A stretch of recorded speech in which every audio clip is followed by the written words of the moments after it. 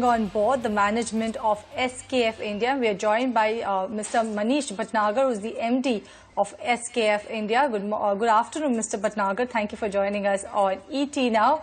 And there seems to actually be a very divergent opinions rather, from corporate India on a potential lockdown. Rajiv Bajaj has opposed it, saying that nothing will change in 14 days. That didn't in 14 months. Which side of the fence are you on, considering right now we are seeing localized lockdowns also come in with the state of Maharashtra also having section 144 being imposed? So which side of the fence are you on? We are totally against the lockdown as it's implemented in Maharashtra right now, and I do hope other states don't take the cue from what's happening in this state to follow. It's not a great way to stop the infections. It doesn't help. It's a short-term win, and we can all feel good about the lockdown and think we've broken the chain, but this is not the way to handle a crisis. So certainly we are on Rajiv's side, not a great way to break the chain. Also, Maharashtra is very critical for the company, and the bulk of your operations, factories and employees are from the state. So with this potential lockdown looming large, how much of the disruption actually do you see? Well, it's tough to answer that because, frankly, we are also not very clear, and neither is the government, which is a shame, in terms of what is exempted and what is not. It seems to me someone has taken the lockdown guidelines of last year, changed the date, and put a new notification out. The same questions we had last year, we have it now. So we're not sure what this means for us. When you say process industries, what does it mean? When you say things, if industries have equipment that can't be shut down because restarting them has a time and energy cost, what does it mean? For example, at SKF, we run massive heat furnaces. We need those to be operational 24/7, but we are not a process industry. So does it mean our heat furnaces are a process industry and our bearings business is not? It's a bit unclear. So it's tough for me to answer, frankly, what disruption it will have. But I think for me, what's most concerning is the uncertainty around the disruption, the uncertainty around the guidelines, and just the lack of clarity around what's allowed and what's not allowed. Can you break for us city-wise and even approximate percentage of revenue from Maharashtra, and how there can be a disruption because of this mini lockdown? It's a bit more tricky than that. It's not just the factories we have in Maharashtra. We have multiple factories. We have 6 factories around the country. Many of our suppliers are based in Maharashtra. So what happens in Maharashtra impacts not just the SKF factory in Pune, it also impacts our factories in Ahmedabad, Haridwar, Bangalore, etc., because many of our suppliers are based here. And frankly, even our suppliers don't have clarity in terms of what's allowed to be open, what's not allowed to be open, but the disruption could be tremendous. I can give you some industry numbers, and you will know this already. 25% of all two-wheelers, four-wheelers, and commercial vehicles are made in this state. And if you add the supply chain connections to the state, that number goes up tremendously. So I imagine our numbers would be no different. At what level are your factories now operating at, and what is the sense of distinct pickup of capex cycle that will lead to further growth for the company? Our factories, well, till this order came, which is 8 p.m. last night, our factories were operating at full capacity, 24/7, 3 shifts a day. So we've seen a tremendous pickup in demand, in consumer sentiment and consumer demand. I wouldn't go so far as to say that the capex cycle has picked up, but we are certainly seeing some green shoots across sectors, including infrastructure, construction, F&B, machine tools, and certainly automotive.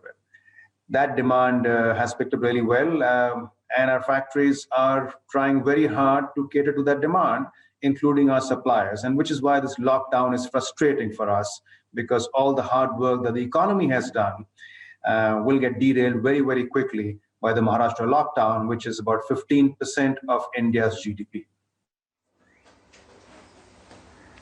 Mr. Bhatnagar, last time we spoke to you on ET Now, you spoke about the capex picking up, also revival being underway. But does the lockdown now actually potentially slow down the capex plans? Well, the lockdown, as we know now, is only for 15 days. So our capex plans don't get changed based on a 15-day lockdown. But if this lockdown continues beyond 15 days in this state and other states start picking up cues from Maharashtra and impose their own lockdowns, certainly we will have to revisit and rethink our capex plans. Railways actually continue to be a large opportunity actually led by the thrust on freight bearings. How have actually the past few months been in this particular segment? How much of an impact actually would you see that this localized lockdown will have? Well, railways is certainly one of our growth segments, not just freight, also locomotives and passenger. And of course, the new thrust on metro connectivity across the country. So all four segments, freight, passenger, locomotives, and metro, are firing on all cylinders. The impact of the lockdown is going to be most on freight, because a lot of movement does happen by rail freight. And if the lockdown shuts down production in a state like Maharashtra, it will have an impact on freight being carried out of Maharashtra. It will also have an impact on freight being carried from our suppliers to other factories in the country. And that certainly is a big concern for us.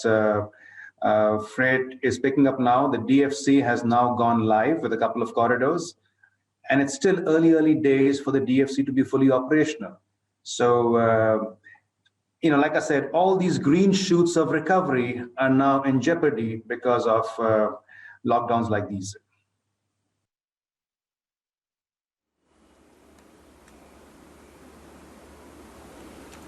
What is the outlook on exports and domestic sales? Will domestic sales outpace, because led by capex recovery budget, the spending that we've seen here?